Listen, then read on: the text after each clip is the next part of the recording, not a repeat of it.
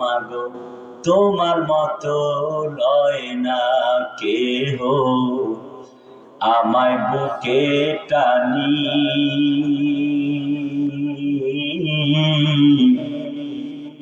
আঁচল দিয়া মুছে না কে,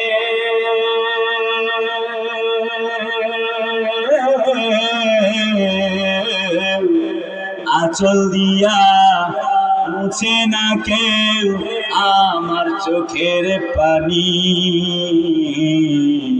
হায়রে মা জননী আমার, হায়রে মা জননী, হায়রে মা জননী আমার, হায়রে মা জননী।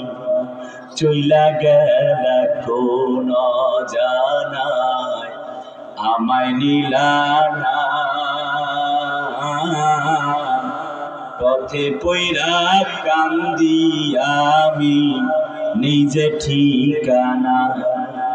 চইলা গেল কোন জানায় আমায় নিলা না, পথে পইরা কান্দি আমি নিজে ঠিকানা। জীবন আমার যাইব কেমনে,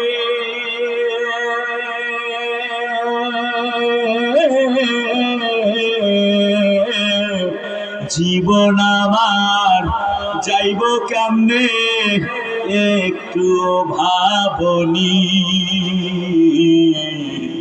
হায়রে মা জননী আমার, হায়রে মা জননী, হায়রে মা জননী আমার, হায়রে মা জননী। লিল্লাহে তাকবীর। 25 বছরে তো এই যুবক, কথা শেষ, 25 বছরে তো এই যুবক তার মায়ের সাথে দ্বন্দ্ব লাগে না, 26 বছরে পড়ছে আর বিয়া হলো, তাওয়াইর বেটি আসছে আর গন্ডগোল শুরু হয়ে গেছে। কথা বলে না কেন? যেই মেয়ে, যেই বোন, যেই ভাবি যান পর্দার আড়ালে আছেন ভালো করে শোনেন, যেই মেয়ে, যেই ভাবি যান, যেই বোন তার শাশুড়ি আম্মাকে নিজের মায়ের মতো, শ্বশুরকে বাবার মতো শ্রদ্ধা করতে পারে না, আল্লাহর কসম আপনার ধ্বংস হয়ে যাবে।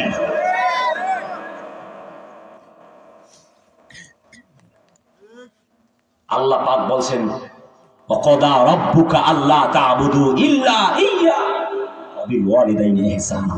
আমার পরিসমাপ্তি কথাই হলো এটাই, মা বাপের খেদমত করা লাগবে, কারণ মা বাপের পায়ের নিচে আল্লাহর জান্নাত। বর্তমান সমাজ এটার বড় অভাব। শাশুড়ি তার শাশুড়ি আম্মাকে দেখতে পারে না, বলে তোমার মা এই সংসারে খেলে আমি তোমার ভাত খাবো না। তোমার ভাত খাবে না, এক্ষুনি তালাক দিয়ে ঘরে বাপের বাড়িতে পাঠিয়ে দাও, বলে দাও তোমার মতো মেয়েরা ঘর সংসারে আমার দরকার নাই। তুমি দেখো না ইব্রাহিম নবী ইসমাইলকে বলেছিলেন চৌকাট পাল্টাও, কথা বলে না, কথা বলে না কেন? হাদিস পড়ো নাই? যখনই বলবে যে হাদিস কোরআনে তোমার মা বাবাকে খেদমত করতে হবে, সেবা করতে হবে নাই, তখন একটা কৌশল অবলম্বন করবেন যে হাদিস কোরআনে তো অনেক কিছু আছে, তোমার একটা সঙ্গী বানায় নিয়ে আসি, সতীন, একসঙ্গে থাকবা, দেখবেন সব টাইট একদম একদম সোজা হয়ে যাবে তারের মতো। হাদিস কোরআনে ওটা নাই তাহলে মানবা না, এটা আছে এইটা মানো। কথা কয় না কেরে ভাই? তাহলে আবার মা বোনরা আমার উপরে খেপে যাবো গা।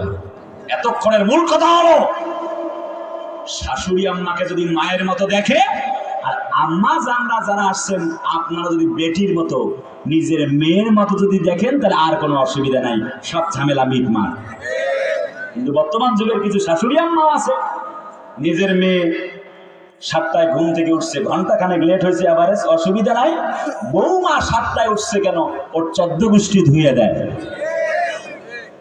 আপনি একদিন বুঝায় বলেন মা রে ঐশী সোনামণি কলিজার টুকরা, মা রে মেয়ে আমার, তুমি আমার মেয়ের মতো, 1 ঘন্টা লেট হয়েছে রে মা, একটু খাওয়া দাওয়া লেট হয়ে গেল, কালকে থেকে একটু আগে আগে উঠিও মা রে, মাথাটা হাত বুলায় দেন, ভালোবাসা দেন, জড়িয়ে নেন, পরের দিন 6টায় না 5টায় উঠে আপনাকে রান্না করে খাওয়াবে।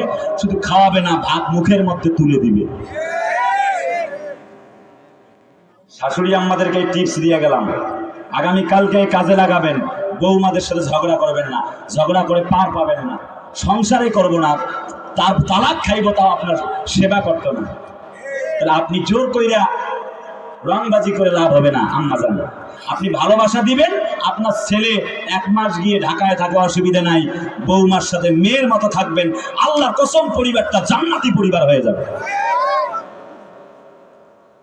আল্লাহ তাআলা আমাদেরকে তৌফিক দান করুক। 29টা পয়েন্টের মাত্র 8টা কইছি। কথা তো আরো অনেক লম্বা ছিল। আজকের মতো এখানে বিদায়। এখন দোয়া হচ্ছে।